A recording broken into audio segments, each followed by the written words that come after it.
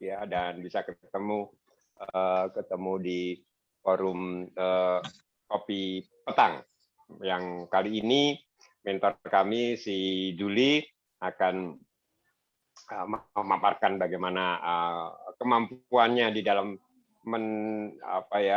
memprediksi gitu ya, berdasarkan historis tahun-tahun yang lalu. Nah, sebelum Juli, saya sedikit tadi ingin sampaikan kepada Bapak Ibu, saya mengkomentari Pak Iksan tadi ya, Pak Iksan mengenai BRI ya. Bapak Ibu pasti sudah ingat, ini hanya untuk ini aja pengalaman. Kopi Petang yang lalu saya sudah mengulas mengenai kemungkinan saham BRI, ya kan? Kemungkinan kenapa turun setelah X-Rate gitu, tanggal 6 ya. Terus bagaimana kemungkinannya setelah tanggal 22. Nah, dan ya alhamdulillah terbukti ya, gede turun itu alasannya apa? Ya sudah saya sampaikan di minggu yang lalu, dan setelah tanggal 22 ternyata benar ya, saham BRI terus menanjak. Artinya analisis yang saya sampaikan bahwa waktu itu orang menjual dulu terus beli, atau beli dulu terus jual dengan harga yang masih ada marginnya begitu kan, antara 3.400 ke 3.700 gitu. Nah, hari ini terbukti ya, naik sampai 3820 ya, nggak salah ya. Ininya ya, harga terakhir ya. Nah, artinya itu pada posisi sedikit di atas harga teoritis waktu itu. Harga teoritis kalau tidak salah di 3810 atau 3812 ya, gitu. Itu sekarang udah pada posisi harga teoritis. Harga teoritis waktu X-Rate itu tanggal 6. Ya, itu turun. Nah, mungkin akan ya kita harapkan akan naik kembali lah ya, sehingga teman-teman yang menebus rate itu sekarang ya jadi untung. Waktu itu kan kalau teman-teman punya free ya rate-nya, terus nebus di 3.400 kan sekarang untung 400 gitu kan. Dan bagi teman-teman yang membeli dulu sampai ada yang membeli di harga 100 pun masih untung. Ya, itu yang terjadi saat ini ya. Kita berharap gitu. Nah, itu bisa untuk pengalaman masa-masa yang akan datang, kalau misalnya ada rate semacam itu. Jadi kalau jaraknya jauh gitu ya, antara harga pasar dengan harga tebusnya, itu kemungkinan akan terjadi seperti itu.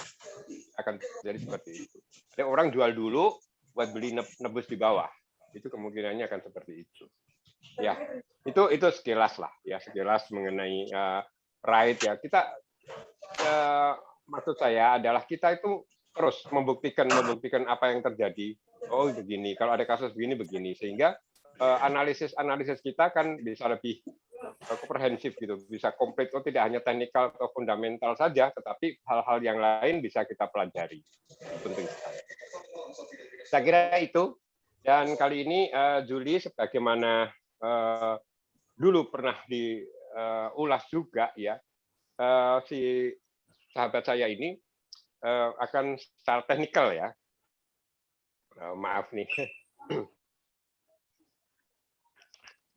secara teknikal Yuli itu dia udah bertahun-tahun ya ikut di Investa ini, dan selalu membuktikan beberapa saham ya, bagaimana perilakunya saham-saham tersebut menjelang akhir tahun, bahkan sampai Januari efek ya. Ada memang saham-saham yang bisa, istilahnya Yuli itu trading nggak usah lama-lama, 3 bulan udah dapat untung 30%, itu bisa terjadi. Ya ini nggak mutlak ya, tapi pernah bisa dibuktikan ya, kecuali saya ingetin, terjadi suatu peristiwa yang luar biasa kayak COVID yang lalu misalnya ya, itu kan peristiwa yang luar biasa sehingga itu bisa mengacaukan atau terjadi di luar kebiasaan lah. Ya, ini analisis itu kan tidak bisa selalu harus tepat. Harus kalau kondisi normal dengan catatan-catatan itu, nah itu kalau kondisi-kondisi yang istimewa begitu ya memang agak susah baik secara fundamental maupun teknikal gitu ya. Itu memang akan sulit begitu. Nah, silakan ya Yuli dipaparkan bagaimana teori-teori Anda dan juga disambung dengan tanya jawab ya. Nanti ya lebih enjoy biasanya teman-teman lebih suka seperti itu. Tapi sekali lagi kami dan para mentor ini hanya berdasarkan teori-teori ya. Tentu teori-teori itu yang kita pelajari bersama-sama sudah beberapa tahun ya. Tapi bukan satu jaminan yang pasti benar begitu ya. Enggak juga ya. Mohon dimaklumi. Ya, silakan Yuli, waktunya. Silakan. Ya. Terima kasih Pak Ari. Selamat sore Bapak Ibu semuanya. Pada sore hari ini nanti saya akan membahas tentang saham-saham yang ya kira-kira ada potensi lah Windows dressing, karena Windows dressing ini sudah dekat kalau menurut saya, karena bulan Oktober itu kan sudah masuk kuartal 4 kan. Jadi udah tinggal berapa? Tinggal 8 hari lagi nanti kita terima laporan keuangan. Biasanya nanti para fund manager berdasarkan itu laporan keuangan yang kuartal 3, karena nanti di bulan Oktober biasanya sudah menyusun portofolionya untuk dibawa untuk dibeli dan di hold sampai Windows dressing. Biasanya Windows dressing itu kalau berdasarkan pengalaman yang saya amati biasanya nanti biasanya sampai pertengahan Januari. Nah, ini kita bahas sebentar untuk apa itu Windows dressing. Ini adalah tulisan dari Pak Ari. Tolong bisa share screen. Ini sudah bisa, sudah bisa. Oh ya ya. Ini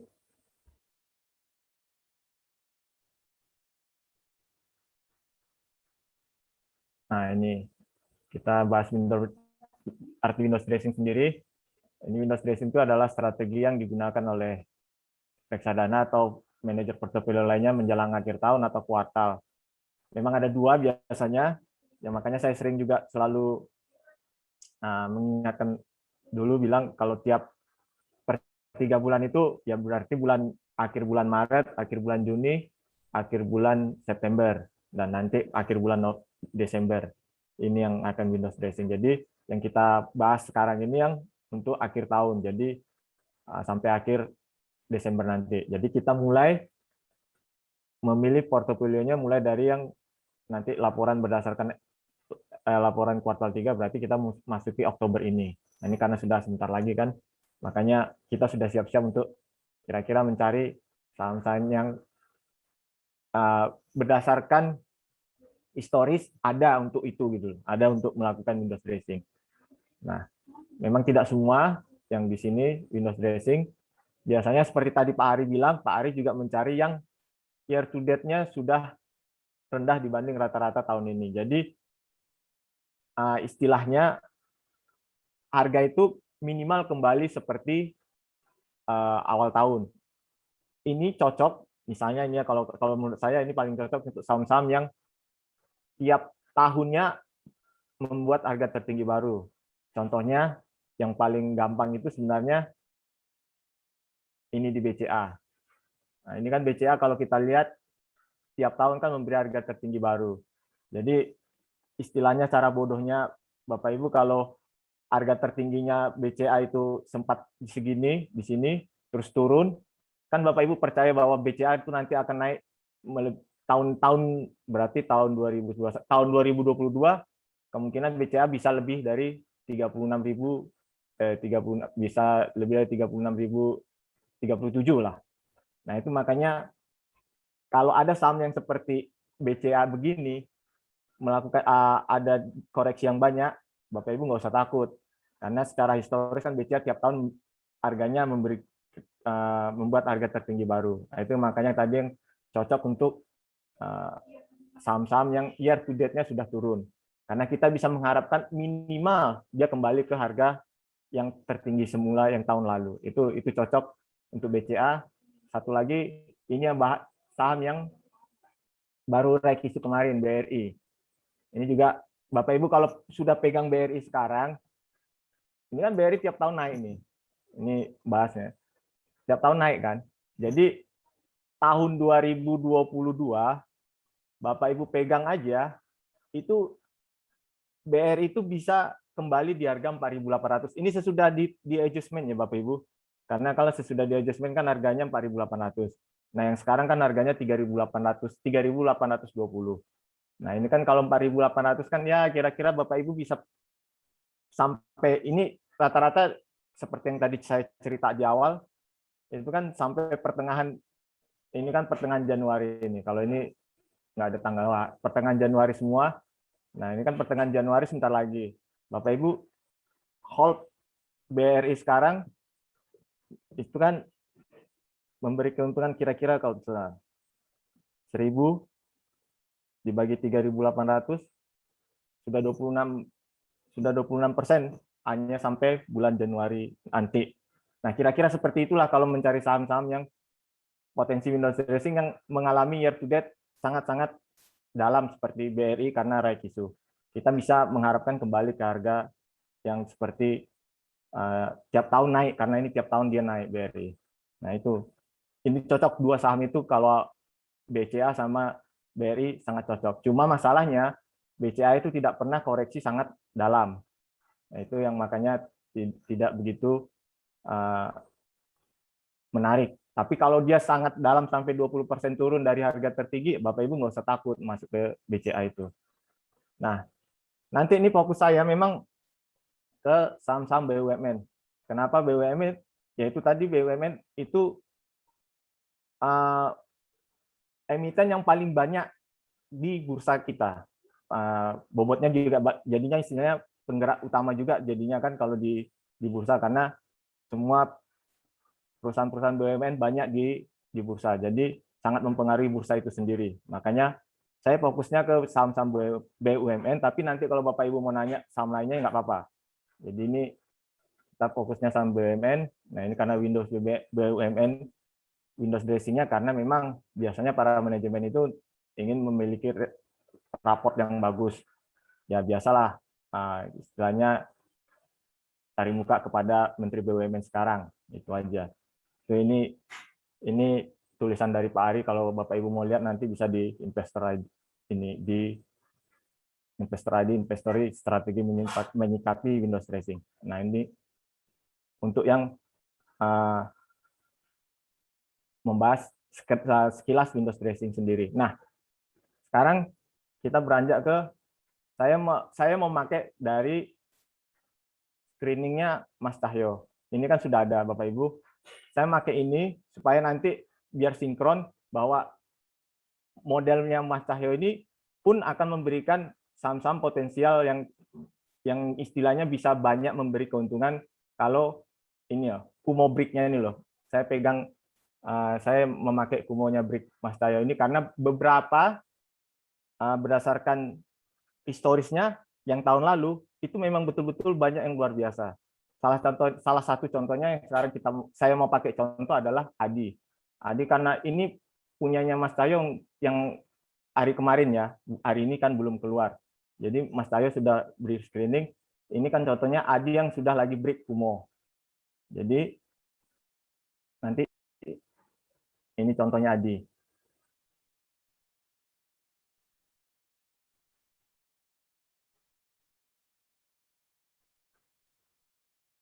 Karena dia pakai Kumo ini. Nah, kita fokusnya yang ini dulu Bapak Ibu. Nah, ini yang tahun lalu ketika saham Adi itu break yang ini. Contohnya ini Kumo break. Memang ciri-ciri yang Ichimoku yang paling bagus itu kalau ininya panjang, resistnya panjang yang ini di atas dan garisnya bentuknya lurus, panjang lurus dan tipis. Dan ini biasanya kalau sekali break memang bisa larinya banyak tinggi. Nah, ini contohnya seperti ini yang tahun lalu. Ini Adi.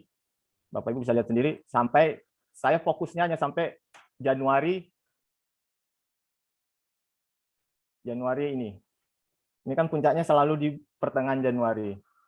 Jadi maksud saya, kira-kira kalau sudah ada saham-saham yang seperti ini di kuartal, ya kalau sekarang mungkin nanti masuk kuartal 4 sebentar lagi, Oktober, ini kan dia kemarin ini seperti ini kan di bulan November, baru break-nya. Nah, baru break-nya di bulan November, pun dia dalam tempo November, Desember, Januari, hampir 2,5 bulan, dia hampir memberikan return 221% kan. Nah, sekarang kita lihat, sekarang posisinya Adi di sini. Nah, dari Mas Cahyo yang tulis, maksudnya dari yang screeningnya Mas Cahyo, ini kan break-nya di sini, 854. Ini loh Bapak Ibu. Nah, 853 kan kumonya break. Nah, sekarang berdasarkan ini, karena ini sudah break di sini, ya sebenarnya apakah akan seperti tahun lalu? Ya nggak tahu, cuma maksud saya sudah break hampir seperti ini. Nah, sekarang sudah masuk kuartal, udah hampir masuk kuartal 4. Nah, ini makanya maksud saya beberapa yang di kemarin yang masuk buat screeningnya itu sekarang sudah banyak yang muncul dan seperti ini. Nah, kita tentu saja bisa berharap kan seperti tahun lalu ketika break kita nunggu sampai ya Januari bisa menghasilkan seperti ini. Ini salah satu contohnya yang di ADI, karena biasanya memang saham-saham konstruksi itu ADI, Wika, PTPP, Waskita itu biasanya memang mereka mulai mesinnya panas itu di kuartal 4. Ini memang panasnya ketika bulan November, kuartal 4. Karena waktu bulan Oktober dia masih turun. Kalau Oktobernya dia turun sampai masih belum break lah, tapi break dia di November pun dia sudah memberikan return yang tinggi. Nah, sekarang belum bulan November, masih bulan September, Adi sudah break dari kumo break-nya dari awan Ichimoku. Makanya Bapak Ibu bisa memperhatikan ini, bisa masukkan list Bapak Ibu kalau ini ya bisalah berharap seperti nanti tahun lalu. Cuma saya jangan terlalu berharap sampai segini. Intinya kalau saya mau bilang bahwa Adi bisa termasuk nanti bisa jadi ikut saham-saham yang ada potensi Windows dressing. Nah, temannya Adi yang kalau berdasarkan dari screeningnya Mas Cahyo yang sudah keluar, itu salah satunya adalah PTPP. Ini PTPP juga sudah break. Dia di kumonya PTPP itu 1003. Kita akan lihat PTPP. Nah, ini kan PTPP 1003, nah 1004 ini sudah juga break toh. Nah, kita lihat tahun lalu bagaimana? Tahun lalu hampir sama dengan Adi, dia juga break di bulan November ini. Nah, dia memberi keuntungan sekitar 145. Nah, silakan. Sekarang dia juga sudah break di sini, sudah keluar dari awan. Nah, ya tinggal nanti kita belum tahu sampai berapa di bulan pergerakannya di bulan sampai bulan Januari. Tapi maksud saya intinya begini, kalau nanti pun yang karena saya selalu bilang sama Pak Ari, kalau hanya mencari saham-saham yang 3 bulan itu bisa memberikan return 25%, saham-saham BUMN itu banyak untuk bisa kita buat jadi pilihan seperti itu kalau saya.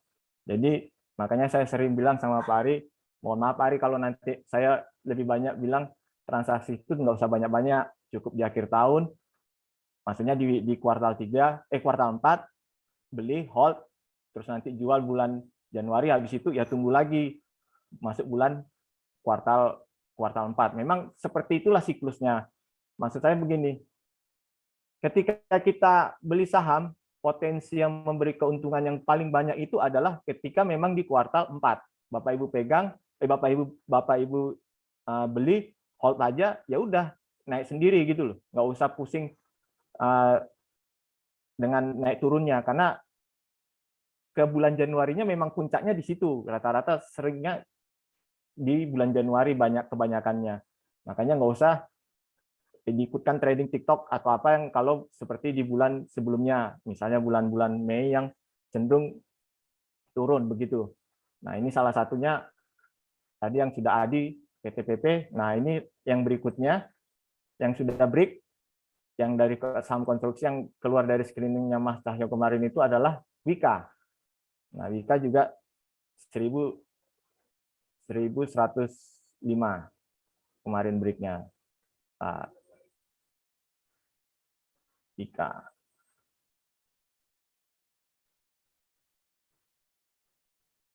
Nah, dia break di sini. Nah, benar 1105 sudah break 2 hari yang lalu. Nah, bagaimana melihat tahun lalu ketika dia break? Tahun lalu juga hampir sama rata-rata konstruksi yang kemarin tahun lalu itu break-nya dari awan itu di bulan November. Awal November dia mulai break dan juga bisa memberi keuntungan yang banyak sampai 98%. Ini juga. Nah, ya terserah nanti nggak tahu. Maksudnya inti saya saham konstruksi sekarang itu kalau yang satu lagi sih belum. Kalau Waskita karena ini enggak di tempatnya Mas saya belum keluar. Ini juga kalau kita lihat belum tembus. Nah, ini. Jadi kalau sampai sekarang belum. Nah, tapi kalau tahun lalu Waskita itu ya cukup memberi keuntungan yang luar biasa juga. Sampai 200. Nah, kalau sekarang Waskitanya belum muncul sinyal. Hanya inilah satu-satunya saham konstruksi yang belum keluar sinyalnya yang ini.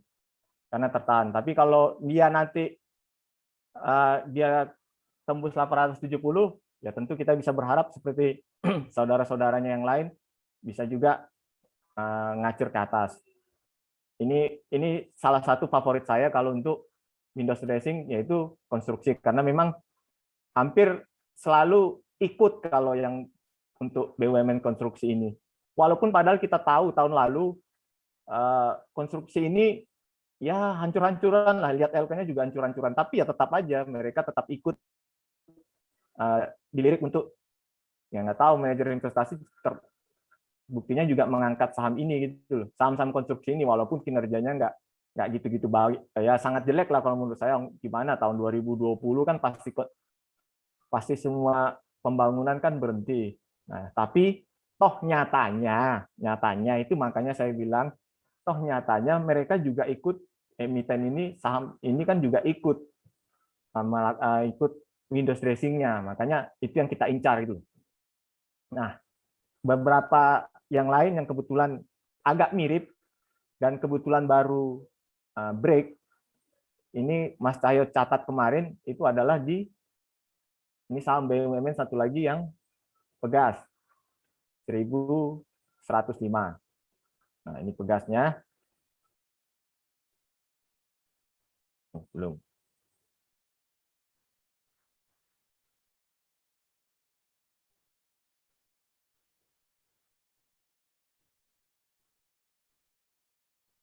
Nah, Pegasnya tahun lalu ya hampir sama. Memang semua sama rata-rata hampir di bulan Desember, baru di bulan November baru break.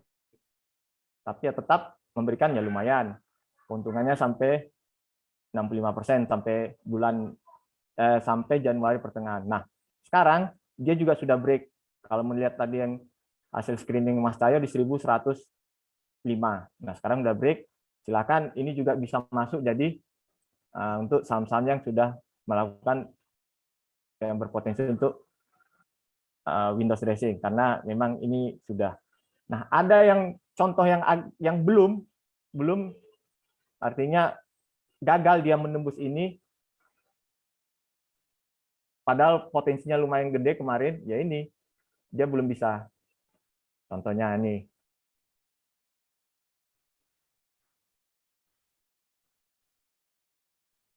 Nah, Bank Tabungan Negara. Kinerjanya lumayan bagus, tapi ya ini. Sampai sekarang dia belum tembus ini, akhirnya di bawah. Tapi kalau dia tembus, ya sama seperti BUMN yang lain, yang ini, di bulan November, ya lumayan, sampai 56 Ini yang untuk yang perbankan, yang Bank Tabungan Negara, yang nyaris ini sudah lewat tapi gagal karena ya ini termasuk resist yang kuat.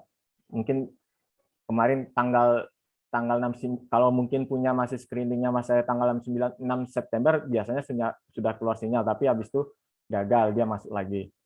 Nah ini yang contoh yang belum berhasil, sedangkan yang tadi contoh tadi 4 tadi sudah. Nah yang beberapa saham yang BUMN yang perbankan yang sudah berhasil itu adalah kalau sampai sekarang itu yang masih di atas, saya lihat itu di BNI. Ini BNI, dia sudah keluar dari Ichimokunya kemarin, nah tapi masuk. Tapi kalau kemarin yang sama saja di bulan November, dia bisa sampai 39%. Nah ini termasuk kemarin berhasil, tapi ya ini sekarang kembali lagi. Kalau ini masuk kembali lagi 5150, silakan Bapak Ibu masukkan list lagi, karena ya yang namanya seperti yang saya bilang awal, yang namanya saham-saham BUMN selalu menjadi primadona untuk melakukan windows dressing. Ini yang untuk BNI. Bahkan yang saham paling jelek pun yang sekarang suspend, kalau maksud saya mau menunjukkan bahwa walaupun dia rugi, tapi dia tetap melakukan windows dressing. Yang salah satu fenomenal kalau saya yaitu di Garuda Indonesia yang sekarang suspend, tapi ya tahun lalu ini ya lumayan ikut loh, ikutan windows dressing-nya di bulan November. Sekarang suspend karena gagal bayar. Tapi kalau mau saya terangkan, walaupun ini rugi, tapi yang namanya saham BUMN tetap aja dia diajak untuk windows dressing. Itu yang beberapa yang ini untuk saham-saham BUMN. Saya fokus saham-saham BUMN saja. Nanti kalau Bapak Ibu mau ada pertanyaan, biar lebih banyak pertanyaan, silakan ditanyakan. Saya kembalikan kepada Mas Aldi. Oke, terima kasih Om Suli ya. Sangat menarik untuk pembukaannya, bahwa ini masih saham-saham BUMN yang berdasarkan ini apa namanya breakout dari Ichimoku ya Om ya, berdasarkan punya data Mas Cahyo. dari Pak Cahyo ya. Oke, baik. Silakan Bapak Ibu jika ada yang ingin ditanyakan, ini bisa sangat menarik sekali. Bapak Ibu bisa bertanya melalui fitur chat, atau lebih baiknya kami sarankan untuk bisa open mic langsung. Monggo silakan Bapak Ibu.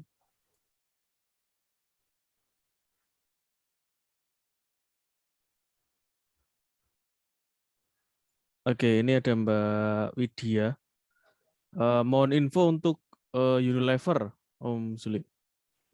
Ya, kalau Unilever memang sampai sekarang masih belum. Ini memang terlalu apa ya? Menurut saya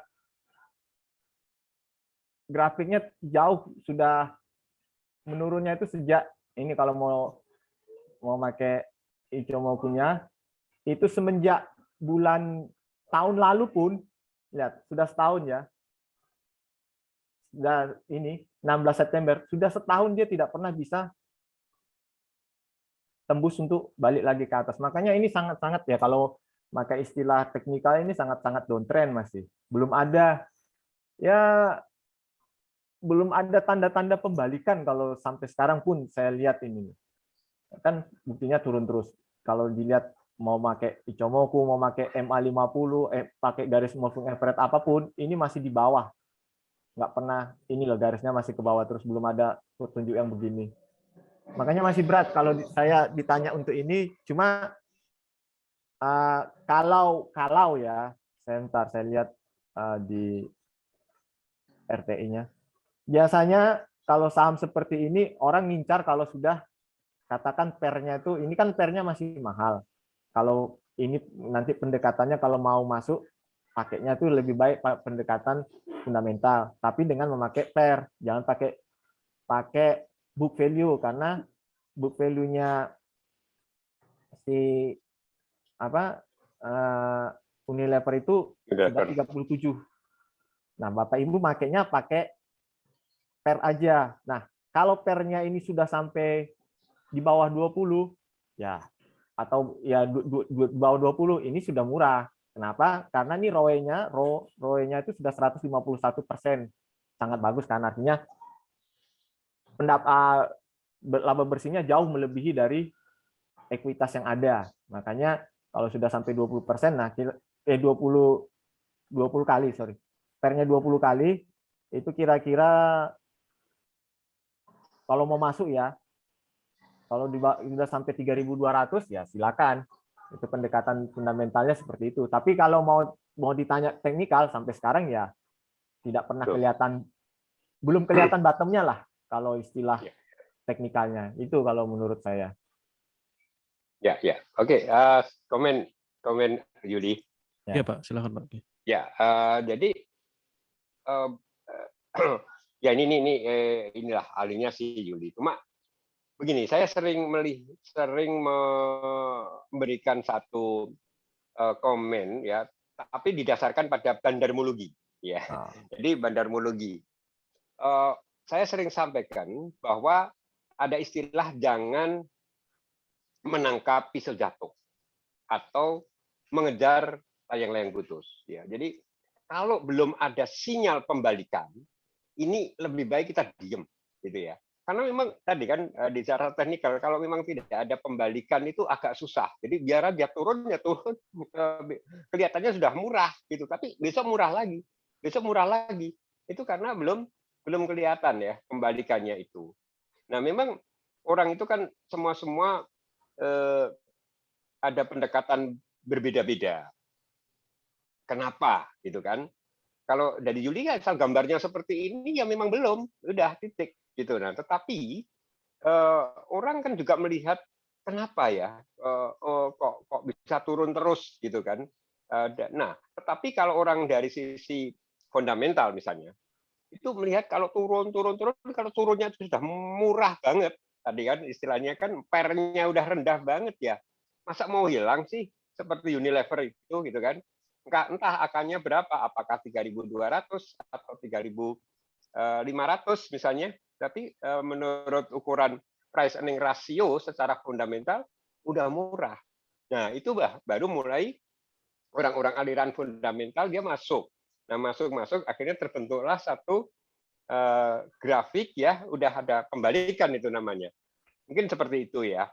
Jadi saya sendiri juga punya Unilever itu ya. Waduh murah. Mau average down sekali kena lagi, turun lagi. Aduh, udah 2 kali saya udahlah saya bilang gitu, daripada saya average down terus, ya bahkan pernah saya lakukan satu rental, yaitu saya jual gitu ya, saya jual sendiri walaupun dalam keadaan rugi, kita beli di bawah lagi. Nah, itu barang utuh, dapat cash. Dapat cash itu pernah sampai seperti itu karena saya berharap naiknya kapan ini naiknya. Saya balik sekarang pikiran saya. Kalau trennya masih seperti ini, belum ada pembalikan, maka yang harus saya lakukan kalau saya ingin memanfaatkan modal itu ya saya jual dulu. Saya beli di ketika turun lagi saya beli lagi. Nah, itu ada sisa cash ya. Itu lumayan. Oke, itu komen saya. Lanjut, Yul. Ya, Pak. Yang lain apa tadi? Oke, baik. Terima kasih tambahnya Pak Hari. Terima kasih juga Om Juli atas jawabannya. Selanjutnya ini ada pertanyaan dari Pak ini. Sebentar Pak. Ini Pak Bambang Susilo, ya. Bagaimana dengan Krakatau Steel, Om Juli? Oh ya, ini juga menarik ini karena tapi kalau fundamental apanya Pak Hasan kemarin sudah sering bahas ini karena sudah terjadi laba ya. Untung dari yang luar biasa rugi sekarang sudah untung. Tapi kalau detailnya memang kemarin Pak Hasan pernah bahas ini apa yang dikerjakannya itu, kenapa ruginya besar itu nanti bisa kalau Pak Hasan bisa ditanya. Sama saja kalau menurut yang kemarin, maka ini karena termasuk saham-saham BUMN. Kalau kemarin juga ini di bulan Ini juga sama di bulan November. Saya juga nggak tahu semua serentak saham BUMN-nya pergerakannya bersama di bulan November kemarin. Nah, sampai bulan ini tetap juga semua saham-saham kemarin itu juga pertengahan Januari puncaknya hampir sama. Polanya bersama, tinggal presentasinya yang beda. Nah, kalau untuk yang sekarang ya ini memang belum bisa, tapi sudah nyaris. Kalau artinya kalau menurut gini, kalau sekitar 532 sudah bisa bertahan di atas 532 ya sudah bisa dilirik untuk windows dressing, karena juga tahun lalu dia melakukan windows dressing. Apalagi sekarang juga ditunjang dengan laba yang sudah mulai baik, maksudnya udah muncul dari yang kerugian luar biasa. Kalau menurut saya seperti itu. Kalau sudah keluar 531, dia sudah bisa 530, ya 535, ya monggo dimasukkan list untuk jadi saham-saham yang akan melakukan windows dressing, karena tahun lalu juga melakukan itu. Begitu, Pak. Ya, baik. Terima kasih Om Juli atas jawabannya. Ini ternyata di forum chat ini ramai sekali Om Juli. Nggak apa ya Om ya? Ya nggak apa-apa, nggak apa. Ya, oke. Ini selanjutnya ada Pak Sindu. Pak Sindu tanya, kan saat ini saham BUMN sudah pada dibahas nih. Sekarang untuk anak-anak perusahaan saham BUMN, ada Agro. Gimana Om kalau prospeknya untuk BRI Agro ini Om? Ya, BRI Agro itu kemarin si Koko Christian ini yang bahas apa istilahnya, karena ini mau bank digital kayak ini. Iya. Masalah memang digital dalam artian ya kalau sekarang kalau mau ditanya ini terlepas dari yang namanya fundamental ya jangan ditanya ya, karena ini sudah luar biasa tinggi ya. Luar biasa mahalnya. Cuma kalau mau berpegang pada teknikal ya monggo. Kalau ini kan masih istilahnya sekarang keluar lagi dari awan toh. Ini kalau harusnya kemarin datanya mungkin Mas Cahyo punya ini, sebentar. Ada enggak? Nah, ini benar 2414 keluar dari awannya ini kan. Nah, ya benar. Kalau mau pegang ya maksudnya ini karena teknikal ya, karena dia sekarang break keluar dari awan ya monggo sudah bisa dipegang nanti kira-kira kalau basisnya istilahnya ya sekitar 2.800 ini. Tapi ini trading pendek loh Pak, karena ya saya tidak bisa berharap lagi banyak, karena ini sudah kalau tahun lalu ya benar dari bulan Juni dia sampai ini tahun ini ya, ini yang kemarin ini ya memang banyak, dia dari Oktober ikutan ini dia naik terus sampai sekarang pun naik. Cuma kalau sekarang memang dia break ini ya, nanti kalau mau berharapnya ya di sini sampai 2.800 ini. Kalau mau dijual 2.850 lah. Silakan kalau mau dibeli mau di hold sampai nanti 2850, karena dari sinyalnya yang dikeluarkan oleh Mas Tayo juga sudah ada keluar. Begitu kalau saya, cuma ya artinya dalam bentuk tinggi rewardnya ya paling untuk sementara ya 17% ini Pak. Kalau dari breaknya awan itu, ya silakan kalau cocok monggo diangkut, dibungkus, karena ini sudah keluar dulu, nggak artinya sudah nggak perlu lagi nunggu istilah tadi yang break di bawah karena sudah di atas dia. Itu kalau menurut saya Pak. Oke, baik. Selanjutnya Om Juli, untuk KF gimana Pak? Ini pertanyaan dari Pak Lukas. KF itu menarik. Ya, kalau tahun lalu ini saham dia naik karena jualan, istilahnya jualan vaksin lah, ya jualan COVID lah istilahnya. Tapi menariknya yang sekarang itu, kalau tahun lalu kan memang luar biasa karena hanya jualan COVID aja, makanya ini yang bikin masalah kan. Kan naik sampai 10 kali lipat kalau dari bottomnya bulan Maret itu sampai ini, makanya yang banyak banyak bikin korban nyangkut. Kalau Bapak Ibu lihat sering teriak, ada yang banyak viral lah, yang kayak nyangkut di KF, ya ini salah satunya karena ini. Bapak Ibu bisa bayangkan dari bottomnya semua akhir Maret itu bisa sampai yang juga di Januari, yang sama-sama pertengahan, dia bisa menghasilkan hampir lebih dari 10 kali. Nah, makanya banyak yang nyangkut. Nah, kalau untuk yang sekarang, yang untuk saat ini, KF ini juga agak antik karena sampai sekarang dia tertahan di harga 2.300 support kuatnya. Ya monggo.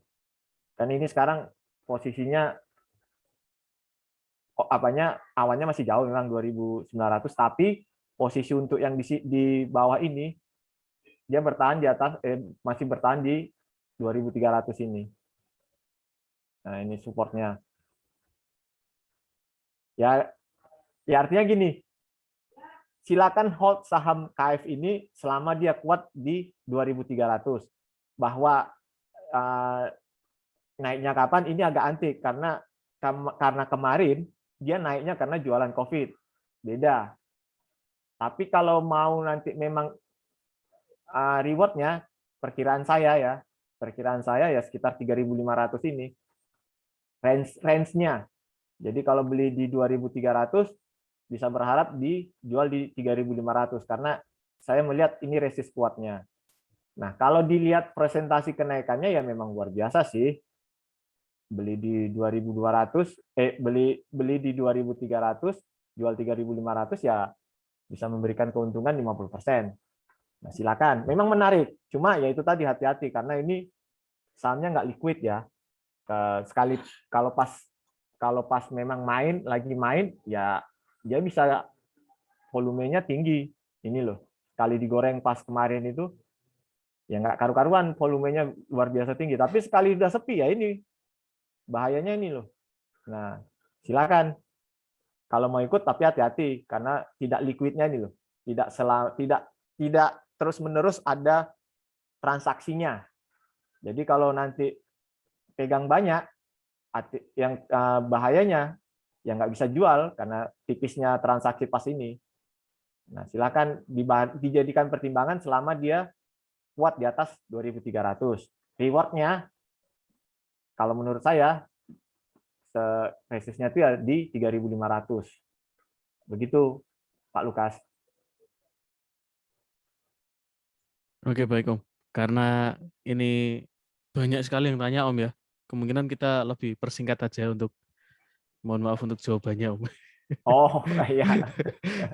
Iya. Ini lumayan Om. Jadi ada sekitar 10-an ini antrian. Masih 8:30 kok. Oke, boleh lah nanti untuk sesuatu untuk misalnya ada tema-tema yang kayak mungkin tadi ya KF dan sebagainya itu perlu dijabarkan, kayak agro juga yang sudah kenaikan tinggi. Ya. Tapi ini mungkin ke bawah ini sudah ke emiten-emitennya Om soalnya. Banyak Oh, macam-macam. Baik. Pertanyaan selanjutnya dari Bu Vivi Handari. Selamat malam Pak Hari, Mas Jo, dan teman-teman. Saya mau tanya untuk saham S Hardware dan Indi. nah, S-Hardware ini Hardware. sahamnya favoritnya Pak Gustaf ini. Oh, Pak Gustaf. Oh iya Oh ya. ya. Iya. Pak Gustaf kan selalu bilang kalau di bawah 2.300 ini murah. Ya memang ini nggak saya sih memang ini kalau dari pakai yang Icomo punya memang nggak gitu nggak ketara lah. Tapi kalau memang mau beli ya seperti tadi yang saya bilang di grup, ya ini sementara ya. Sementara itu ya beli di bawah 1.300 kalau menurut analisanya Pak Gustaf karena itu murah, ya silakan. Nanti jualnya minimal itu bisa 1.500. Kalau ini range-nya yang menurut saya lumayan lebar juga, sampai 17%. Naiknya kalau beli 1.300 jual 1.500. Ya istilahnya silakan beli ini dengan pasang stop loss kalau di bawah 12.50 ya Bapak Ibu harus keluar. beli aja. Jadi rentangnya gini, belilah ini saham di range 1.300 sampai 1.250, karena itu range yang paling termasuk range supportnya. Nah, kalau mau jual lah itu setinggi-tingginya di atas 1.500. Begitu aja kalau untuk sementara pergerakannya seperti itu. Karena saya juga melihat Pak Gustaf ada di sini main, Pak Gustaf juga kemarin bilang bahwa di bawah 1.300 murah, ya monggo.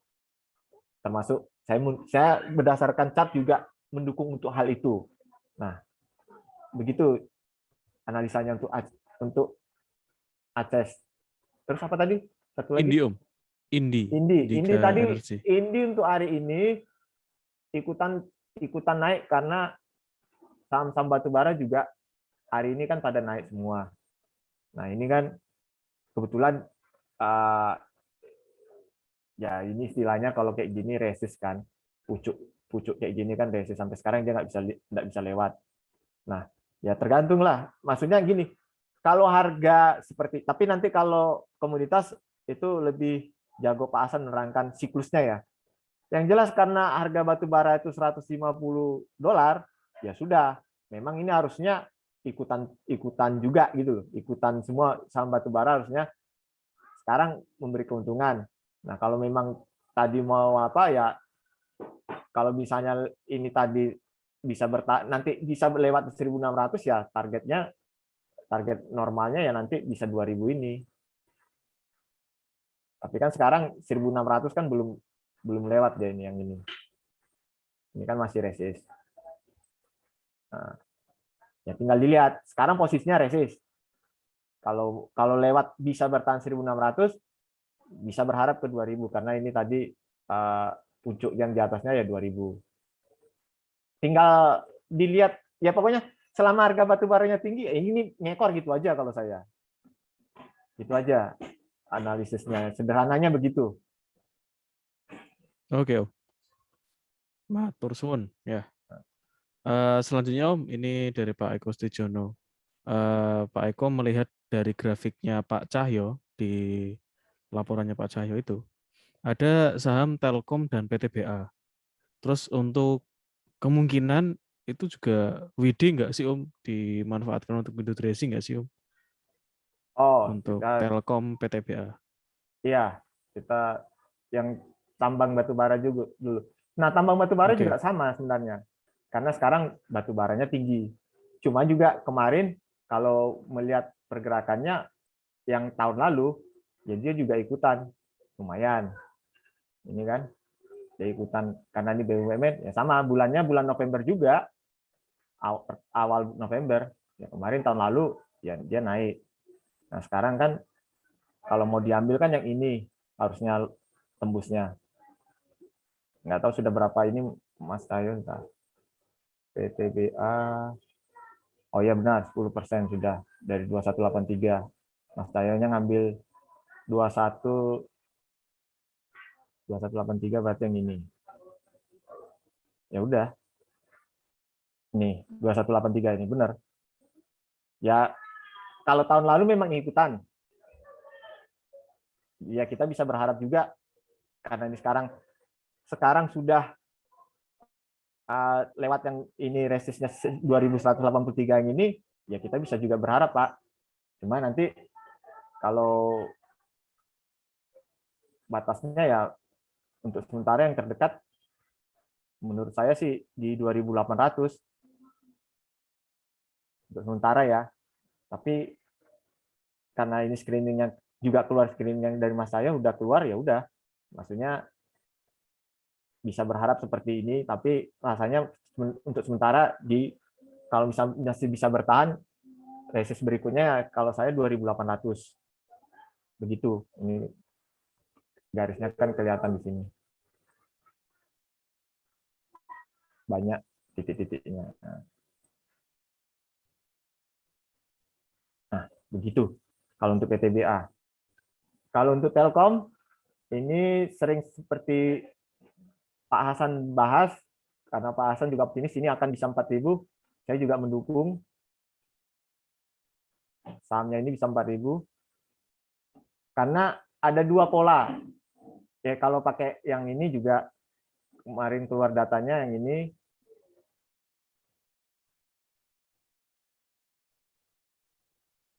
Tahun lalu ya juga sama November, nah kan? Nggak tahu ini kenapa pada janjian semua November, juga sampai ini pertengahan Januari ini, walaupun puncaknya pertama sudah Desember, tapi tetap pertengahan Januari ada, bisa memberi 28%. Nah, sekarang juga ini sudah keluar. Kebetulan panjang juga garisnya, berarti ini termasuk resist kuat. Nah, sekarang sudah. Nah, target berikutnya, kalau menurut saya, karena ini ada dua pola, kita lihat yang belakangan ini.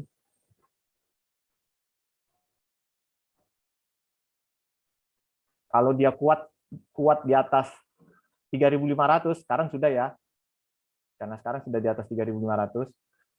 Seandainya kuat dia di atas 3.500, Bapak Ibu bisa berharap harganya yang ini.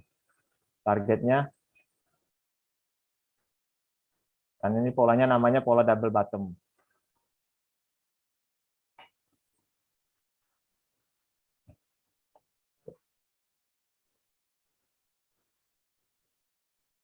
Ya, kira-kira bisa sampai 4.500. Ya benar, ya kalau hanya 4.000, saya sih yakin untuk tahun ini. Karena minimal target yang sini ada, yang terdekat tuh yang ini. Ini yang gede, ya ini target yang besarnya, yang karena pola yang dari bawah ini, sedangkan pola yang kecilnya, target kecilnya yang ini bisa, tetap bisa.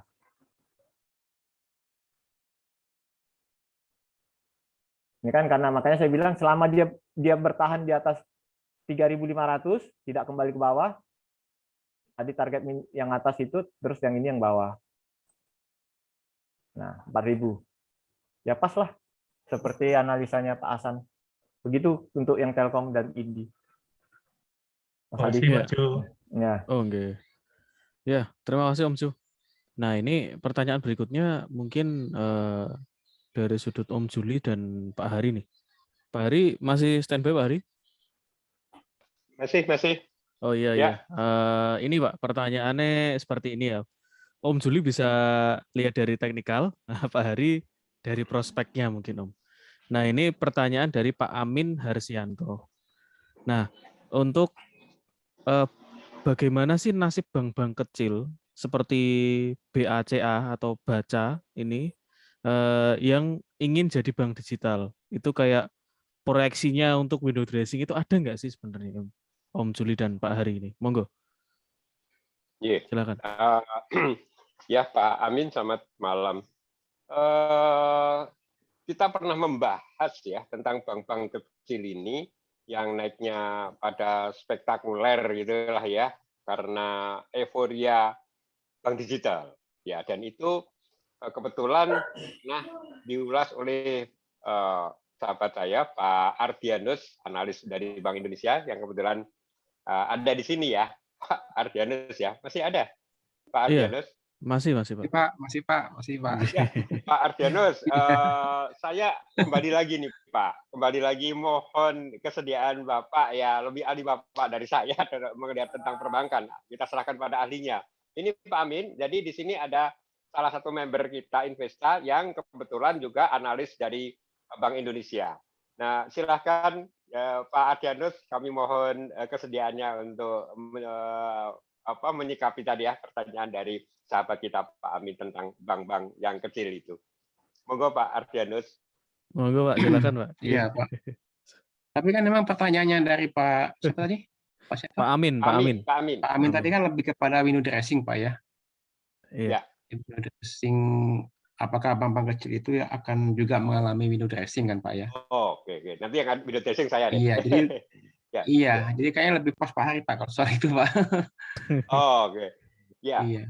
Begitu ya Pak. Ya jadi gini Pak, karena pertanyaannya fokusnya ke window dressing. Terima kasih Pak Ardianus. Jadi kalau mengenai window dressing, ini kan tadi pengertiannya kan karena pada saham-saham itu ada beberapa yang sangat berkepentingan. Ya di dalam window dressing itu yaitu fund manager ya di reksadana, terus pengelola dana seperti dana pensiun, BPJS, ya dulu ada Asabri, ada Jiwasraya dulu ya. Ini kan mereka berkepentingan untuk mendongkrak ya harga saham itu pada saat yang tepat. Di mana maksudnya adalah kalau pada akhir laporan-laporan ya, laporan-laporan para pengelola dana tersebut itu kan mereka akan lebih suka kalau pada akhir laporan itu nilai dari satu sahamnya itu tinggi, sehingga di laporan mereka itu nampak wah pengelolaan portfolionya berhasil gitu ya. Walaupun nggak bisa jual, ada nilai bagus tapi nggak bisa jual gitu ya. Ya sudahlah, contoh itu yang contoh-contoh kasus yang sudah sekarang masuk di pengadilan itu kan waktu itu nilainya tinggi ya, ada Trump, ada MJRE, ada beberapa saham yang apalagi saham yang tidak likuid. Nah ini saham-saham yang tidak likuid itu sangat mudah dilakukan window dressing. Nah jadi hati-hati ya. Memang bisa dinaikkan karena apa? Karena untuk di window dressing itu mudah untuk menarik ke atas ya. Untuk apa ini? Mengambil beberapa poin gitu ya. Itu fund manager itu sanggup gitu, dan itu lebih mudah, lebih sedikit lebih mudah daripada saham yang volumenya besar. Nah, saya sih tidak terlalu yakin ya jujur aja untuk saham-saham kecil yang kemarin itu sudah naik spektakuler, karena naiknya itu kan baru euforia, bicara tentang prospek begitu ya. Tetapi coba aja lihat ya, baca ya tadi ya, itu saya lihat dari sisi fundamental itu labanya dibandingkan tahun 2020 sangat drastis ya. Kalau dulu kuartal 1 itu Rp5, laba per sahamnya sekarang Rp1. Kuartal kedua dulu Rp3, sekarang Rp1. Jadi kalau disetahunkan tuh paling Rp3 dibandingkan Rp9 tahun yang lalu. Ya, dari sisi fundamental menurut saya sih agak berat ya, agak berat. Kecuali kalau dia turun dulu nanti ya, habis itu dinaikkan. Tapi ini harga Rp352 ini adalah harga yang sudah ini ya, sudah mulai koreksi gitu ya dari sebelumnya. Nah, termasuk saham-saham yang lain ya, yang naiknya di dalam year to date ini naik spektakuler tanpa dukungan fundamental agak berisiko Pak menurut saya. Lebih baik ya tadi memang saham-saham yang berbau BUMN ya, itu sangat berpotensi untuk dilakukan window dressing, karena dua-duanya ya, artinya dari sisi pengelola pemegang portfolio itu pengen nilai sahamnya tinggi, dari sisi manajemen ya, manajemen BUMN itu juga pengen tinggi ya, supaya ya tentulah sebagai manajemen prestasinya di saham itu antara lain ya nilai sahamnya yang naik itu kan semua dinilai oleh Menteri Keuangan, Menteri BUMN begitu ya. Jadi itulah satu ukuran ya, antara lain menilai daripada kemampuan manajemen itu. Nah ini artinya dari sisi investor, dari sisi emiten itu punya kepentingan yang sama untuk melakukan window dressing. Ini saya kira itu dari saya. Yuli silakan Yul, kalau mau ditambahin tentang bakat dari sisi teknikalnya bagaimana? Saya nyerah Pak Ari karena volumenya itu loh Pak Ari. Langsung nyerah ya. Kalau nggak ada volume saya susah ngandelin. Ini kan kosong semua. Ini baru berisi. Ya, baru. Ya, Oke. Jadi ini memang pas ya. Saya memasukkan sebagai mentor bandarmologi. Jadi ini bapak-bapak dan ibu-ibu. Jadi lihat historis. Ini lihat ini di chart ini kan tadinya itu memang Coba volumenya kecil-kecil, tiba-tiba belakangan ramai. Nah, ini satu indikasi ya. Indikasi kalau saham itu sedang dilakukan penggorengan, itu memang dibikin ramai. Dalam tanda kutip, saya ulangi, dibikin. Ya, bukan ramai beneran, tapi dibikin ramai. Volumenya dibesarin, frekuensinya dibanyakin gitu. Nah, ini justru menurut saya adalah indikasi-indikasi saham gorengan. Nah, kalau menemukan saham gorengan seperti itu, ya tergantung Bapak Ibu mau ikut di dalam penggorengan itu atau keluar, atau jangan ikut-ikutan di dalam saham yang dilakukan naik turunnya itu berdasarkan penggorengan, bukan kekuatan pasar pada wajarnya. Gitu. Oke, ya lanjut. Ya, terima kasih. Adi.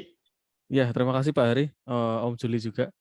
Terima kasih. Jadi kita lanjutkan ke berikutnya. Nah, ini pertanyaan dari Bu Bulis.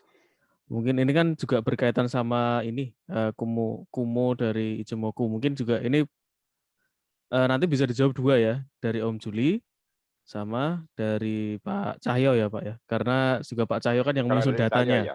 Oke, karena Pak Cahyo yang menyusun datanya itu. Oke. Ada di saya Pertanyaannya, ada nggak? oke, ada Pak. Ada. Pak Cahyo, on iya. Pak Cahyo. Ya, J Pak Hari. Ya, nanti mungkin bisa membantu Juli. Ya, silakan. Ya, pertanyaannya seperti ini Pak, dari Bulis ya. Mas, kalau sudah break Kumo, sebaiknya kita diamkan sampai terjadi window dressing atau tiap hari tetap harus kita monitor ya? Monggo silakan Pak Cahyo dulu atau Om Juli dulu. Ya, karena ini konteksnya Windows dressing, makanya saya selalu, maksudnya gini, artinya ya seperti saya bilang dulu, cara bodoh-bodohnya trading lah. Bapak Ibu beli di bulan mana tadi awal tadi, seperti di kuartal 4, berarti Oktober sampai, ya kalau selama ini kan selalu yang saya lihat kan selalu di puncak-puncaknya itu kan selalu di bulan Januari pertengahan. Pertengahan Januari. Iya, ini kalau kita lihat. Kalau mau lihat ISG-nya ya 3 tahun terakhir ya, ini kan di Januari 2021. Ini juga yang kemarin itu ini sampai Januari juga, ini juga Januari. Ya, ini kemarin sebelum rontok gara-gara corona Januari 2020 juga Januari, 2021 Januari, 2019 ya juga Januari, tapi sampai akhir. Nah, ini juga Januari kan ini yang 2.800 ya sekitar bulan Januari lah. Makanya istilahnya ya cara bodohnya memang seperti itu Bu Lis. Tapi kalau memang saya pakai probabilitas karena gini, selama bulan Oktober sampai bulan Januari itu kemungkinan turunnya kecil gitu loh. Kecuali ada kasus-kasus yang luar biasa yang mengguncang. Iya Mas, saya kemarin juga gitu kan, PTBA kan Mas Juli ini nih apa namanya share kan. Begitu 2.400 potensi ke 2.600 kan. Karena saya monitor tiap hari, begitu turun 2.400 saya jual sekarang. Makanya mending nggak usah dimonitor atau gimana gitu. Iya, kalau saya modelnya kalau untuk bulan kuartal 4 iya. Artinya karena itu peluang karena ada sentimen Windows dressing ya memang tidak perlu, kecuali yang tadi bulan-bulan setelah turun yang seperti Februari sampai Mei yang kemarin itu memang itu nggak bisa ditinggal karena memang musimnya musim turun itu loh Bu. Seperti saya kalau musimnya turun ya jangan ditinggal. Sekarang ini apa pergerakan harga ini kan mempermainkan psikologis kita kan, termasuk technical kan yang harusnya padahal udah 2 hari berturut-turut tuh PTB atau di 2.400 kan, wah berarti kan bakal naik kenceng tuh. Tiba-tiba besoknya diturunin, sekarang dinaikin lagi. Jadi kalau saya monitor tiap hari itu malah ini. Makanya saya bilang kalau udah berkomo atau mending lebih baik ya kita yakini aja ini bakal lanjut gitu, bahwa hariannya volatile itu udah kita abaikan aja atau gitu ya harusnya ya Mas ya. Lebih baik ya, begitu kan? Kalau dari teknikal misalnya break seperti ini ya sampai dia pembalikan arah ya dipegang kalau menurut saya, nah biasanya pembalikan arah, biasanya seperti saya bilang di awal itu ya Januari, pembalikan arah kalau pembalikan arah secara umum ya. Tapi kalau istilahnya mau ini kan jadinya kayak main TikTok ya, saya nggak gitu ngerti kalau gitu model. Artinya kan apa ya bisa kita nebak misalnya nih 16 September nih kita jual karena tahu ini tinggi terus kita beli di sini kan nggak bisa. Itu loh maksud saya Bu. Karena nggak bisa seperti ini ya udah hold aja. Makanya saya bilang karena tahun lalu seperti ini kan pasti bukan pasti maksudnya kecenderungan itu loh Bu, maksudnya kecenderungan naik itu ada itu loh maksudnya. Makanya saya sekarang gitu, BRI mau naik mau turun saya diemin aja, saya tinggal nanti Januari. Karena kalau kita monitor kita kadang-kadang malah kegoda gitu, ya nggak Mas? Benar nggak sih sikap saya seperti itu? Iya, makanya horizon itu penting. Seperti Mas Tayo juga bilang, horizon itu ya juga penting kita menentukan sikap kita kan. Kalau kita mau long ya memang tadi grafiknya kita lihat kan, selama grafiknya itu longnya masih naik terus ya ngapain gitu loh. Seperti itu kalau saya. Cuma BRI kan juga gitu. Seperti kita misalnya yakin nih seperti ini grafiknya. Ini kan tiap tahun naik nih. Tiap tahun membentuk harga baru. Sekitar ya taruh intinya kemarin aja pun yang COVID aja masih bisa bikin harga tertinggi baru. Nah, kalau kita yakin nih nanti 2022 4.800 bisa lebih dari 4.800 ya ngapain kita takut gitu loh Bu. Intinya seperti itu sebenarnya. Kan grafiknya naik terus nih. Iya kan? Iya. Makanya saya itu Mas untuk yang tadi seperti Mas Jo kasih kan sekarang ini kan yang secara historical ada window dressing itu kan kencengnya itu kan konstruksi sama bank BUMN lah ya gitu. Ya udah mending kalau kita udah punya di harga yang itu ya udah kita tutup mata aja, mending ngelihatnya nanti aja Januari gitu ya. Begitu ya, mungkinnya lebih bagus lagi ya. Ya, makanya saya sering minta maaf sama Pak Ari ya seperti itu Pak, kalau saya bilang model trading saya nanti ngajarinnya tuh ya misalnya beli Oktober sampai Januari baru dijual, itu kan cuma pegang 4 bulan, 3 bulan. Habis itu kan nggak ada transaksi lagi karena ini kan bisa memberikan keuntungan katakan 25%. Makanya saya selalu bilang minimal 25% atau apa, banyaklah 25%. Kalau hanya 25% itu banyak didapat. Makanya saya bilang kalau hanya 25% Bapak Ibu mau setahun, itu kan kita hitungkan setahun lah. Keuntungan bisa 25% Bapak Ibu puas, ya cara yang dilakukan cara bodohnya ya seperti itu. Tapi kalau misalnya Bapak Ibu ngotot mau gayanya tinggi, ya Bapak Ibu harus melakukan yang tadi, model TikTok kayak Pak Ari atau apa yang akhirnya memberi keuntungan itu. Tapi kalau keuntungannya sama, maksud saya, Bapak Ibu melakukan TikTok untungnya juga setahun itu 25%, dengan melakukan yang hold bulan Oktober sampai Januari juga 25%, lah ngapain Bapak Ibu pusing selama setahun hasilnya sama dengan yang santai dengan Oktober sampai Januari. Seperti itu sebenarnya perbandingan saya seperti itu Bu. Jadi nggak bisa memaksakan, ya seperti Mas Cahyo kemarin juga bilang, dikasih kendaraan canggih tapi nggak bisa mengemudi, ya akhirnya sama kita kan kendaraan itu menjadi masalah gitu. Nah, Bapak Ibu juga begitu. Kalau Bapak Ibu tidak bisa membuat model trading TikTok yang harian seperti Pak Ari, ya jangan memaksakan hal itu. Akhirnya malah itu bermasalah gitu loh jadinya. Iya, seperti itu kalau jawaban saya. Kena transaction fee kan? Ya. Iya. Oke, siap Mas. Ya. Ya kalau mau awannya Icomokunya Mas Cahyo aja yang menambahkan Mas. Iya. Monggo silakan Pak Cahyo ini. Ya, baik, terima kasih Mas Aldi, Mas Jo, Pak Ari. Boleh gantian share, Mas. Ya.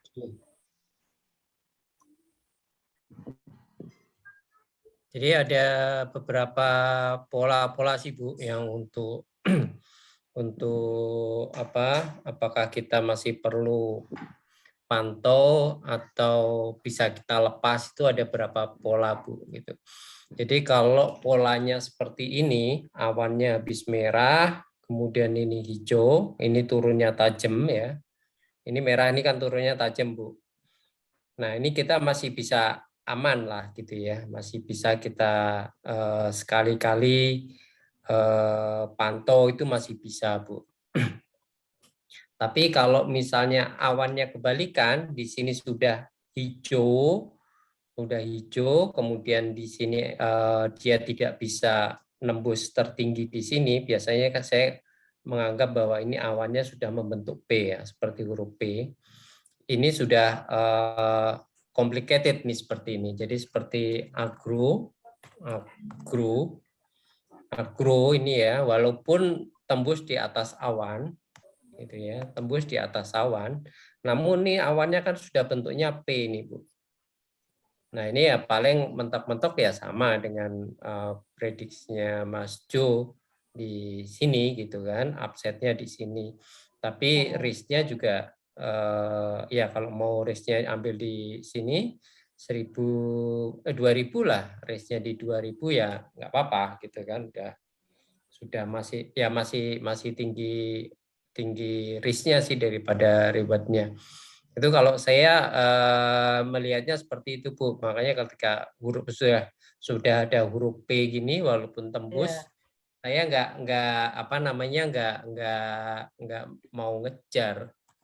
Nggak hook lagi ya. Kalau antam lah ini masih oke, ini sudah di akhir, ini diakumulasi ya. Cuman karena ini awannya sudah datar seperti ini, saya nganggapnya bahwa ini bisa jadi polanya pola penerusan. Ya, kalau pola penerusan sih nggak apa-apa. Kita masuk nanti nerusin ke atas karena ini trennya ke atas gitu ya. Tapi kalau ini sudah pola pembalikan, nah itu cuman pola itu akan terkonfirmasi setelah kejadian, Bu. Jadi kalau kayak gini, ini kan sudah P gini ya. Sudah P, kemudian kan dia akan sideways. Ya kita tunggu aja apakah kalau dia misalnya ini dia bisa break ke atas, di sini awannya hijau lagi, ya boleh kita masuk. Nanti mungkin ini ini kan baru 1 2 3 4 5 kalau kita pakai Elliott wave itu boleh masuk. Tapi kalau nanti ternyata ini bablas ke bawah, ya kita harus keluar. Makanya ketika terbentuk P ini lebih baik menurut saya sih, karena saya bukan ini ya, bukan tradingnya bukan harian ya, saya lebih ke ke kontrarian mungkin, ke kontrarian. Jadi ini saya anggap saham yang saham pemenang sehingga saya keluar kalau sudah terbentuk pola awan seperti ini.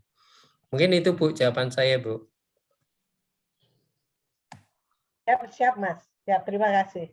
Baik, terima kasih Sama-sama. Pak. Terima kasih tambahannya Pak Cahyo dan Om Juli serta Bulis yang tanya tadi.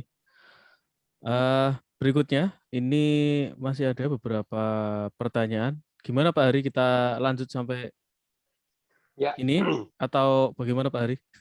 Ya, masih ada beberapa pertanyaan. Ada 1, 2, 3, 4, 3 Pak, 3. Diselesaikan sekarang ya Pak? Ya. Selesaikan aja. Ya, Pak, selesaikan sekarang.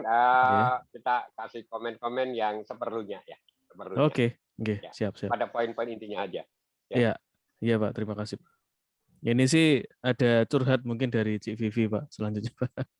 Agro, RUNS, RUNS, Bank Yuda Bakti atau BBYB, Bukalapak. Itu buy on weakness, beli saat koreksi, calon beggar, bisik-bisik tetangga sih yang terdengar. Jadi kayak ngasih informasi Cik Vivi ini. Nggak bertanya tapi ngasih informasi. Baik, thank you Bu Cik Vivi. Selanjutnya ada Bu Kori, Om Jo. Tanya mengenai Inco. Nah, Inco ini bagaimana ini Om Jo? Sesuai sama prospek nggak sih ke window dressing seperti itu? Inco yaitu seperti ini apanya lagi naik kan, nikel sama timah kan juga naik. Memang kalau komoditas nanti Pak Hasan yang memang siklusnya yang fase. Kalau saya memang seperti Pak Gustaf ikut Pak Gustaf karena ini berbentuk komoditas yang sangat yang harganya itu lebih ditentukan maksudnya pergerakan sahamnya itu ditentukan sama harga komoditasnya. Nah, komoditasnya itu hanya ada, kita harus lihat bursa di luar gitu loh. Itu yang bikin kadang istilahnya kalau malam nggak bisa tidur melihat harga komoditasnya yang bisa tiba-tiba drop, kayak minyak bisa kemarin sampai -7. Wah, itu yang saya nggak bisanya mengikutinya. Cuma kalau ditanya siklusnya, maksudnya ikut atau enggak, ya kalau tahun lalu sih ikut, kalau melihat ininya breaknya. Cuma kalau yang sekarang kita nggak usah ini. Kalau yang sekarang memang sekarang posisinya lebih banyak sideways lah. Artinya sudah terbentuk di mana nih, di 4.200, atasnya 5.500.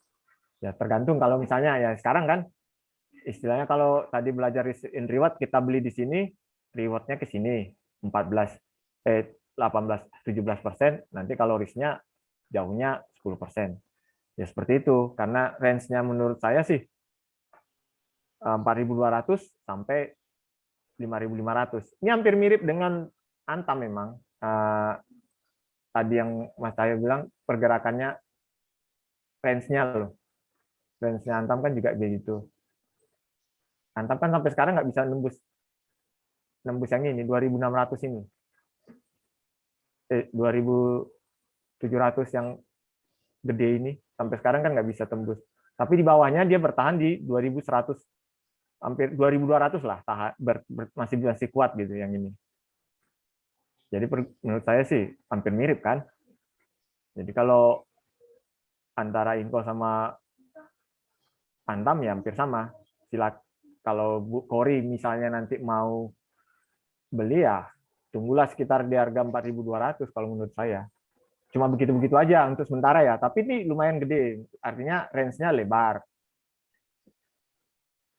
30% kan, 4.200. Ya begitu cara mainnya. Untuk sementara ya, untuk saat ini.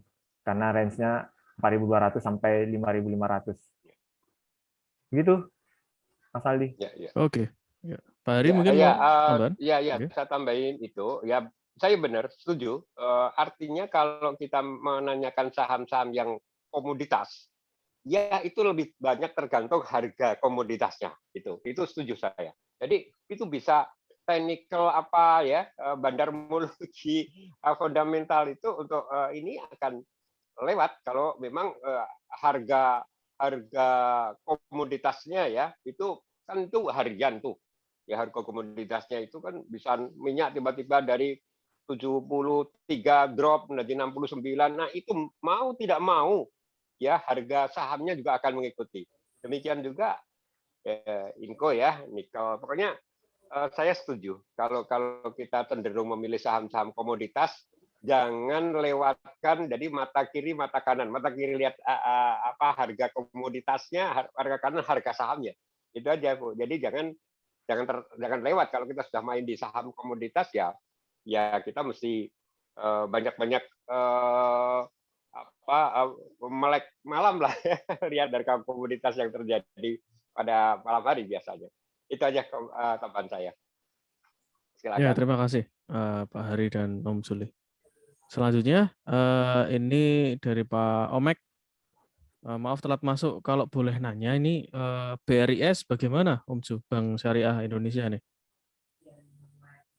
Kan udah BUMN ini ya Om ya, tahun ini ya Om. Bukan ya, maksudnya udah merger ya, udah merger ya. Tahun ini. Gimana nih Om prospeknya Om?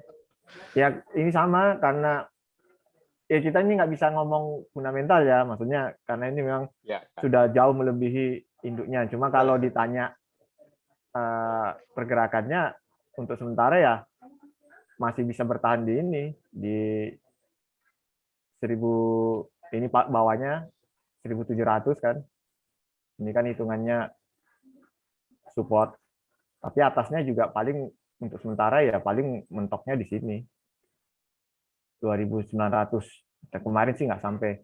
Nah, kalau ini range yang maksudnya gambaran yang gede, tapi yang kalau yang agak kecilnya ya ini. Kalau saya ambil yang lebih kecil, berarti kalau mau dokter nanti main, lihat aja harganya selama di atas 2.000, nanti range yang terdekat ya 2.200 ini. Range-nya ya 10% kalau ini. Beli untuk sementara ya. Untuk sementara ini kan beli di 2.000, jualnya di 2.200 untuk yang saat ini. Kecuali nanti dia bisa balik ke lebih lewat resist 2.200 ya bisa berharap ke 2.000 sampai 2.800 sampai 3.000. Tapi kalau ditembus 2.000, hati-hati karena support berikutnya ya 1.700. Untuk sementara masihnya sideways. Kalau saya begitu dok, sideways antara 2.000 sampai 2.200.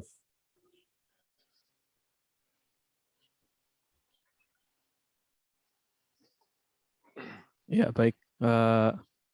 Ada tambahan lagi, Om? Enggak. Ya Oke. udah karena ini sudah nanya. Ya. Ya, Kalau silakan, potensi Pak Ahmad. WD-nya gimana? Kalau WD-nya ya sudah ya kalau tahun lalu memang tinggi dok. Ya, maksudnya kalau tahun lalu kan memang dari Oktober ini bisa sampai segini. Cuma kalau ini sekarang ya sama seperti yang tadi mau saya bilang bahwa ini tidak bisa mengharapkan terlalu tinggi lagi karena ini kalaupun nanti misalnya ya dok, misalnya nanti tembus 2.200 ya kan bukan maksimal. Resist berikutnya di 3.000 gitu loh. Nah, kalau menurut ini kan menurut pakainya awan ini kan sampai sekarang belum tembus ini loh, Dok. 2.300. Nah, sampai sekarang ya ini saya nggak bisa mengatakan WD karena belum ada tanda-tanda ke situ, Dok. Kalau seperti Adi sama apa kan sudah tembus ininya awannya itu loh, Dok. Selama ini belum tembus 2.200, ya kita belum bisa berharap Windows Dressing kalau untuk saham BRIS ini. Untuk sementara ya, Dok, karena memang masih seperti ini gitu loh posisinya. Itu menurut saya. Cuma kalaupun misalnya ini tembus sampai 2.300 sampai 3.000 ya lumayan juga, Dok. 3.000 dari 2.200 3.000 kan 32 hampir 30%. Juga tadi apanya puncaknya juga Januari. Seperti itu. Ya, ya. Dan juga begini ya, Mas Omek. Kita melihat jangan untuk sekilas, tetapi kita lihat ya bahwa BRIS ini dalam setahun terakhir harganya itu udah naik 118%. Ya, jadi kalau sudah saham yang sudah naik tinggi banget begini, ya, yang dari setahun yang lalu, maka ya kecenderungan untuk kembali naik lagi itu ada, tetapi tidak drastis lagi tentunya, karena dengan naik 118% meskipun secara fundamental ya, ini earning laba per sahamnya ya, earning per share memang naik signifikan, tetapi ini sudah terbaca pada sebelumnya. Jadi para analis itu sudah akan membaca satu laporan fundamental kemungkinan ya BRIS ini akan labanya akan naik. Itu sudah kebaca ya. Sehingga waktu itu harga udah naik duluan sampai kalau saya lihat di sini udah naik dalam setahun terakhir itu 118%. Jadi bukan tidak akan naik lagi, tetapi kemungkinan menurut saya kenaikannya pun tidak akan drastis seperti yang lalu-lalu ya. Saya kira itu.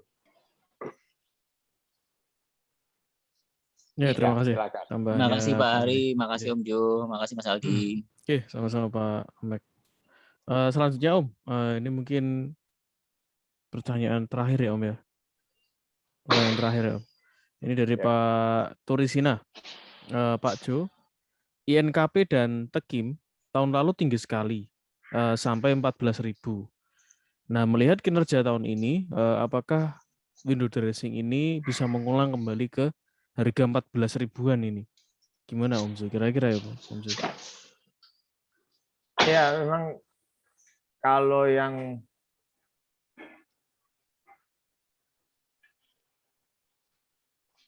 maksudnya kalau mengulang persis nilainya seperti dari ini ya belum tentu juga. Tapi maksudnya kalau berharap bahwa ini akan ikutan windows dressing minimal, istilahnya ya seperti saya bilang tadi ya, kan Bapak Ibu mengukur potensi itu, ini kan puncaknya kan juga bulan Februari. Artinya Bapak Ibu mengukur dari nanti bulan Oktober, November, Desember, Januari sampai ya Januari kan akhir. Nah, sampai Januari 4 bulan itu Bapak Ibu mau mencari keuntungan berapa gitu sebenarnya. Nah, kalau ini memang nanti tembus yang di sini, ini kan belum ada tanda-tanda, tapi kalau kemarin nyaris ini. Nah, ini kan nyaris. Nah, kalau nanti saya cuma lihat polanya seperti ini, Pak. Kalau nanti ini memang bisa tembus awannya, ini kan polanya pola inverted head and shoulder ini. Ini kan shoulder kiri, nanti ini kalau bisa ke sana, shoulder kanan. Ya potensinya untuk sementara ini potensinya sampai 10.000 kalau saya. Nah, 10.000 tinggal Bapak Ibu mengambilnya dari misalnya ya besok ada sinyal di 7.200, ini kan sudah mau tembus lagi. Ya, kalau Bapak Ibu beli 7.200 keluar, maksudnya sudah keluar sinyalnya itu nanti yang dari screeningnya Mas Cahyo tinggal dipegang tembus di 8.000 ya targetnya bisa 10.000 ini, 3.000 minimal 10.000 kalau saya targetnya berdasarkan ini. Cuma kalau nanti mengharapkan ke sini kan lain lagi cerita. Maksudnya pelan-pelan gitu loh. Karena ini kan semua langsung berharap ke sini, saya nggak bisa bilang seperti itu karena saya harus berdasarkan faktanya bahwa chartnya TA-nya ya seperti ini dulu. Karena ada pola head and shoulder ya targetnya kalau bisa bertahan lebih dari 8.000 targetnya 10.000. Dari 8.000 pergi ke 10.000 itu sendiri kan 25%. Itu loh, 25% ya harusnya kan lumayan. Itu loh. Nah, ini kan 25%. Seperti itu kalau cara berpikir saya, Pak. Nggak langsung nembak harus ke sini nih, ke 14.000 enggak. Kalau saya seperti ini. Ya 24% itu sudah istilahnya ya investasi yang bagus lah karena hanya Oktober, November, Desember kalau sampai Januari seperti itu. Nah, kalau untuk TKIM-nya hampir sama sih. Kalau menurut saya hampir biasanya kalau satu grup. Iya, sejalan. Nah, polanya hampir sama kok, Pak. Tinggal nanti tembus nggak ini? Kan hampir sama ini. Iya, ini juga kan bersama kok, Pak. Gitu. Ya, terima kasih Om Suli. Pak Hari apa mau menambahkan Pak Hari? Enggak. Benar-benar saya setuju tuh INKP sama Tekim itu satu grup ya, Pak. Bang Yuli sudah dan juga saya sepakat ya karena ini harga dari sisi fundamental juga oke, harganya udah turun cukup dalam dari tertingginya, jadi kemungkinan untuk ikut window dressing saya setuju ikut, tetapi memang tidak sedrastis yang sampai ke 14.000 ya. Okay. Barangkali ya 9 sampai 10.000 sih udah bagus lah. Ya, sudah. Terima kasih Pak Hari dan Om Jo. Nah ini kasih. Sama-sama Pak Turisina. Nah ini Om ada permintaan sih Om. Bukan pernyataan, permintaan dari Pak Lukas Haryono. Ini boleh dong Om rekapnya kemungkinan saham-saham yang potensial window dressing Om. Ada nggak Om kira-kira ya tadi ya Om ya? Ya maksudnya kalau berdasarkan histori kan memang ya seperti saya bilang tadi, yang pertama pasti yang selalu konstruksi. Konstruksi itu ya Adi, Wika, Pastita, PTPP. Melihat kinerjanya kan sebenarnya jelek, tapi tetap aja sih pergi selalu ikut windows dressing itu. Biasanya ya itu kalau saham BUMN ya. Ya. Kalau menurut saya seperti itu. Ya kalau mau di screening sih bisa aja. Pokoknya kita pilih dulu saham BUMN kalau saya gitu. Oke, berarti potensial banget ya Om saham BUMN ya Om ya. Iya. Mas, mungkin saya akan memperkuat argumentasi Mas Juli. Kenapa setiap September ke sana ini selalu saham-saham konstruksi itu istilahnya manggung gitu ya. Itu karena memang pencairan anggaran itu rata-rata tuh per September, Mas. untuk apa proyek-proyek konstruksi. Jadi kenapa setiap September itu biasanya sama-sama konstruksi manggung, mungkin yang Pak Waskita Karya itu bisa memberi masukan lebih bagus mungkin. Terima kasih. Ya, makasih Bu tambahnya. Ya seperti itulah. Terima kasih. Siklus kalau saya. Iya baik, sepertinya itu Pak Lukas ya Pak, ya saham-saham BUMN yang sering yang dipakai untuk target window dressing seperti itu. Dan juga Pak Fauzan mungkin bisa. Oke, silakan Pak Fauzan, monggo dari pas kita ya Pak. Monggo Pak. Iya, nambahin dikit Mas Raldi. Betul itu yang disampaikan sama Bu Lis ya tadi ya. Betul sekali. ya. Jadi memang di tahun anggaran itu biasanya Desember tanggal 14-15 kan KPKN tutup. Nah itu biasanya banyak sekali cash flow yang masuk gitu. Sampai nggak kehitung biasanya.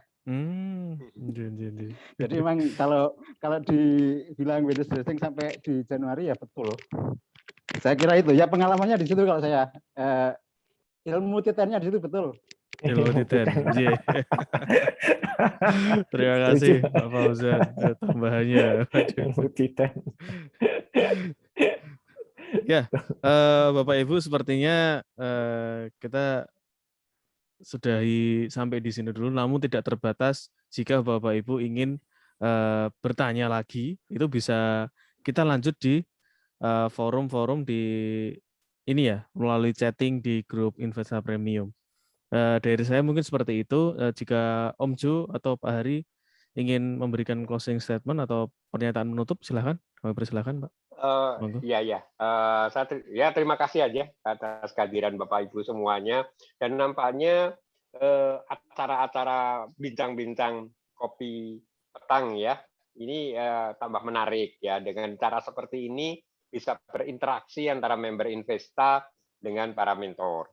Itu yang akan kita lanjut, dan mungkin saya terus bersama admin-admin ini akan mencoba berbuat yang lebih baik ya, acara-acara apa atau mengemasnya yang secara baik seperti apa, tentu dengan mendengar usulan dari Bapak Ibu semuanya.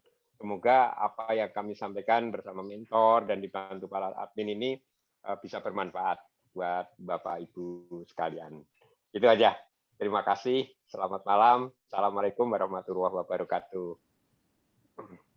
Waalaikumsalam warahmatullahi wabarakatuh. Waalaikumsalam. Selamat malam, Pak. Terima kasih Pak Hari. Terima kasih semua. Terima kasih Pak Imron. Terima kasih. Terima kasih Pak Adi, Pak Eko. Ya, Sehat selalu semua. Pak Arjenus. Pak Ju dan teman-teman semuanya. Nggih, Pak. Terusun. Dah. Tuan Hari, Mas Aldi. Sami-sami Mas. Pak Fauzan. Thank you Om Zuli, Pak Hari, Ya. Pak Cahyo ya atas Nun sewu telat tadi, Pak. malam ini.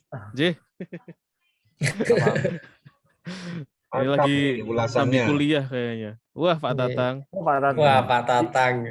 Iya Mas Juli, makasih Mas. Akhirnya muncul juga. Terima kasih banyak ya. Sama-sama Pak. Ya. Pamit ya. Ya, iya Pak. Mari semua. Ya.